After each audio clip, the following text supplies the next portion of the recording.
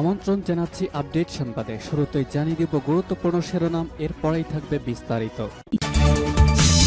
পুরোদমে Iran, Israel এবং নিরীহ ফিলিস্তিনিদের মাঝে ভয়াবহ যুদ্ধ চলছে হামলা পাল্টা হামলা।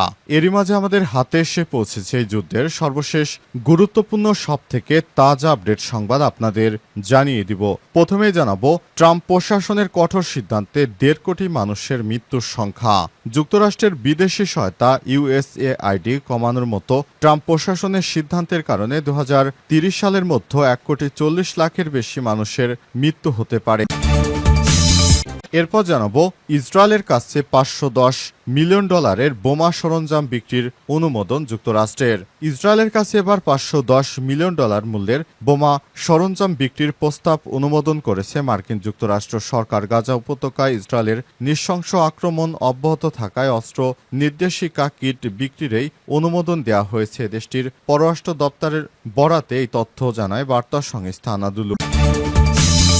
এদিকে ইরানের পারমাণবিক ইস্যুতে আবারও আলোচনা শুরু করার আহ্বান G7 দেশগুলোর। মধ্যপ্রাচ্যে সাম্প্রতিক ইসরায়েল ইরান সংঘাতের পর ঘোষিত যুদ্ধবিরতিকে স্বাগত জানিয়েছে শিল্পোন্নত 7টি দেশের জোট G7। একই সঙ্গে ইরানের পারমাণবিক কর্মসূচি নিয়ে আবারও কূটনৈতিক আলোচনার উদ্যোগ নিতে এই আহ্বান জানিয়েছে তারা। এদিকে ফোন আলাপ ফাঁসের জেরে বরখাস্ত হলেন থাইল্যান্ডের প্রধানমন্ত্রী পেতংতাং সিনওয়াত্রাকে বরখাস্ত করেছে দেশটির সাংবিধানিক আদালত। কম্বোডিয়ার সাবেক প্রধানমন্ত্রী হুন সেনের সঙ্গে ফাঁস হওয়া ফোন আলাপের জেরে পদত্যাগের পর পদত্যাগের জন্য ক্রমবর্ধমান চাপের মুখে ছিলেন পেতংতাং। অবশেষে দেশটি আদালত থেকে তাকে বরখাস্তের সিদ্ধান্ত নেওয়া হয়েছে। এবং সর্বশেষ জানাবো, জুলাই আন্দোলনের মর্মবাণী ছিল ফ্যাসিবাদ বিলোপ করে নতুন বাংলাদেশ গঠন, বললেন প্রধান উপদেষ্টা। অন্তর্বর্তীকালীন সরকারের প্রধান উপদেষ্টা প্রফেসর ডক্টর মোহাম্মদ ইউনূস বলেছেন, জুলাই আন্দোলনের মর্মবাণী ছিল ফ্যাসিবাদ বিলোপ করে নতুন বাংলাদেশ গঠন। আজ অভ্যুত্থান স্মরণে মাসব্যাপী কর্মসূচি উদ্বোধন উপলক্ষে সব কথা বলেন তিনি। প্রিয় দর্শক, এতক্ষণ শুনছিলেন সংবাদ শিরোনাম, এবারে বিস্তারিত। তবে তার আগে বন্ধুরা, অনুরোধ থাকবে এই সংবাদটিতে একটি লাইক দিন। এই চ্যানেলে আপনি নতুন হয়ে থাকলে আমাদের সংবাদটি দেখতে দেখতে চ্যানেলটি সাবস্ক্রাইব করে রাখুন। কমেন্ট করে বন্ধুরা আপনার মূল্যবান মতামত জানিয়ে দিন আপনি বিশ্বের কোন দেশ থেকে বা বাংলাদেশের কোন স্থান থেকে আমাদের সংবাদটি দেখছেন এবং শুনছেন। আর বন্ধুরা, ইরান ইসরায়েল যুদ্ধে আপনি কোন দেশকে সমর্থন করেন বিশ্ববাসীকে জানিয়ে দিন। এবারে বিস্তারিত। ট্রাম্প প্রশাসনের কঠোর সিদ্ধান্তে 1.5 কোটি মানুষের মৃত্যুর সংখ্যা। যুক্তরাষ্ট্রের বিদেশি সহায়তা USAID কমানোর মতো ট্রাম্প প্রশাসনের সিদ্ধান্তের কারণে 2030 সালের মধ্যে 1,40,00,000-এর বেশি মানুষের মৃত্যু হতে পারে, যার মধ্যে 5 বছরের কম বয়সী 45 লাখ শিশু অন্তর্ভুক্ত। আজ প্রভাবশালী চিকিৎসা ও জনস্বাস্থ্য সাময়িকী দ্য ল্যান্ডসেটের প্রতিবেদনে এই সংখ্যার কথা জানানো হয়েছে। প্রকাশিত প্রতিবেদন উল্লেখ করে বলা হয়েছে, ট্রাম্প প্রশাসনের মার্কিন বৈদেশিক সাহায্যে বন্ধের কারণে বিশ্বের সবথেকে ঝুঁকিপূর্ণ মানুষদের মধ্যে 14 লাখ অকাল মৃত্যুর ঝুঁকিতে রয়েছে। এছাড়াও 1/3 শিশু অকালে মারা যেতে পারে বলেও জানানো হয়েছে।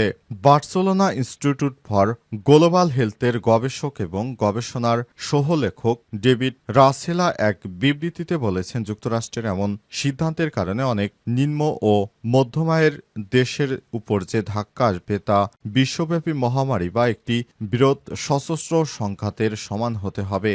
গত জানুয়ারিতে প্রেসিডেন্ট হিসেবে ডোনাল্ড ট্রাম্প দায়িত্ব গ্রহণের পর থেকে বিশ্বব্যাপী USAIDর সাহায্য কর্মসূচিতে তহবিল কর্তন করা হয়েছে। মার্কিন সরকার বলছেন, অপচয় দূর করার বৃহত্তম পরিকল্পনার অংশ এটি। মানবাধিকার বিশেষজ্ঞ এবং সমর্থকরা এই কাটছাঁটের বিরুদ্ধে সতর্ক করেছেন। গবেষণা বলছে, USAIDর তহবিল বিশ্বব্যাপী স্বাস্থ্য উন্নয়নে গুরুত্বপূর্ণ ভূমিকা পালন করে থাকে। মূলত নিম্ন ও মধ্যম আয়ের দেশগুলোতে, বিশেষ করে আফ্রিকান দেশগুলোতে মহামারী দুর্ভিক্ষ রোধে গুরুত্বপূর্ণ কর্মসূচি পরিচালিত হয়েছে এই তহবিলের আওতায়। গবেষণার অনুমান করা হয়েছে, গত 2 দশক ধরে USAIDর অর্থায়নে পরিচালিত কর্মসূচিগুলো বিশ্বব্যাপী 9,10,00,000-এর বেশি মৃত্যু রোধ করেছে। এখন নতুন প্রশাসনের এই সিদ্ধান্তের ফলে ব্যাপক ক্ষয়ক্ষতি হবে পুরো বিশ্ব জুড়ে। ইসরায়েলের কাছে $510 মিলিয়ন বোমা সরঞ্জাম বিক্রির অনুমোদন যুক্তরাষ্ট্রের। ইসরায়েলের কাছে $510 মিলিয়ন মূল্যের বোমা সরঞ্জাম বিক্রির প্রস্তাব অনুমোদন করেছে যুক্তরাষ্ট্র সরকার। গাজা উপত্যকায় ইসরায়েলের নৃশংস আক্রমণ অব্যাহত থাকায় অস্ত্র নির্দেশিকা কিট বিক্রির এই অনুমোদন দেওয়া হয়েছে আজ।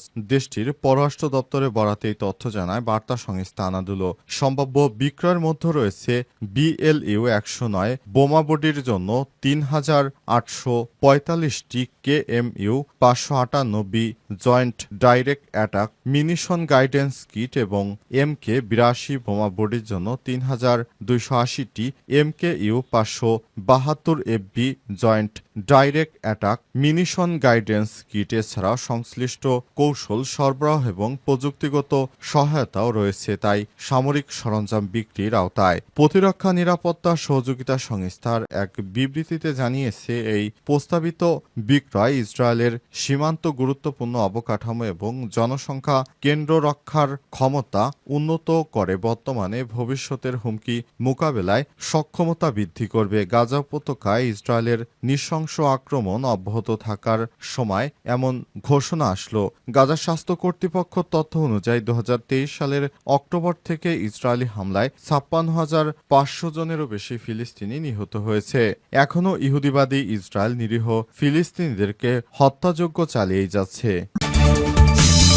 ইরানের পারমাণবিক ইস্যুতে আবারও আলোচনা শুরু করার আহ্বান G7 দেশগুলোর। মধ্যপ্রাচ্যের সাম্প্রতিক ইরান ইসরায়েল সংঘাতের পর ঘোষিত যুদ্ধবিরতিকে স্বাগত জানিয়েছে শিল্পোন্নত 60টি দেশের জোট G7। একই সঙ্গে ইরানের পারমাণবিক কর্মসূচি নিয়ে আবারও কূটনৈতিক আলোচনার উদ্যোগ নিতে আহ্বান জানিয়েছে তারা। যৌথ বিবৃতিতে G7 পররাষ্ট্রমন্ত্রীরা এই আহ্বান জানায় বলে জানিয়েছে বার্তা সংস্থা রয়টার্স। বিবৃতিতে বলা হয়েছে একটি বিস্তৃত উল্লেখযোগ্য ও টেকসই চুক্তি গঠনের লক্ষ্যে অবিলম্বে আলোচনা পুনরায় শুরু করা প্রয়োজন, যা ইরানের পারমাণবিক কর্মসূচি নিয়ে আন্তর্জাতিক উদ্বেগ কমাতে সহায়তা করবে। উল্লেখ্য, চলতি বছরের এপ্রিল থেকে যুক্তরাষ্ট্র ও ইরানের মধ্যে নতুন এক সমঝোতার চেষ্টা চলছে। ইরান তার পারমাণবিক কার্যক্রমকে শান্তিপূর্ণ দাবি করলেও ইসরায়েল সহ পশ্চিমা মিত্ররা শঙ্কা প্রকাশ করেছেন তেহরান পারমাণবিক অস্ত্র তৈরির পথে এগোতে পারে। গত সপ্তাহে যুক্তরাষ্ট্রের প্রেসিডেন্ট ডোনাল্ড ট্রাম্প আনুষ্ঠানিকভাবে ইসরায়েল ও ইরানের মধ্যে যুদ্ধবিরতির ঘোষণা দেন। টানা 12 দিনের সংঘাতের অবসান ঘটায় এই যুদ্ধ শুরু হয় এমন এক সময় যখন গাজায় ইসরায়েলি হামলা জেরে পুরো মধ্যপ্রাচ্যে উত্তপ্ত অবস্থায় ছিল। এ অবস্থায় নতুন করে যদি দুই দেশের মধ্যে আলাপ আলোচনা না হয় তাহলে আবারও হয়তো যুদ্ধ শুরু হতে পারে। এই ভয় থেকেই এই পরিস্থিতি সৃষ্টি হয়েছে বলে জানা গেছে। জুলাই আন্দোলনের মর্মবাণী ছিল ফ্যাসিবাদ বিলোপ করে নতুন বাংলাদেশ গঠন, বললেন প্রধান উপদেষ্টা। অন্তর্বর্তীকালীন সরকারের প্রধান উপদেষ্টা ডক্টর মোহাম্মদ ইউনূস বলেছেন, জুলাই আন্দোলনের মর্মবাণী ছিল ফ্যাসিবাদ বিলোপ করে নতুন বাংলাদেশ গঠন করা। আজ অভ্যুত্থান স্মরণে মাসব্যাপী কর্মসূচি উদ্বোধন উপলক্ষে তিনি এসব কথা বলেছেন। প্রধান উপদেষ্টা বলেন, সামনের পথ আরও কঠিন হবে, তবে সম্ভাবনাও আছে। ইতিহাস সাক্ষ্য দেয়, জনগণ যখন জেগে ওঠে তখন কোনো শক্তি তাকে রুখে দিতে পারে না। তিনি আরো বলেন, আমরা প্রতি বছর এই সময়কালটা উদযাপন করতে পারবো যাতে পরবর্তী 16 বছর আমাদের অপেক্ষা করতে না হয়। আবার এই অভ্যুত্থান করার জন্য আমরা প্রতি বছর এটা করব যাতে কোনো স্বৈরাচারের কোনো চিহ্ন দেখা গেলে সেটা তাৎক্ষণিকভাবে আমরা বিনাশ করতে পারি। সেটার জন্য এটা অত্যন্ত গুরুত্বপূর্ণ।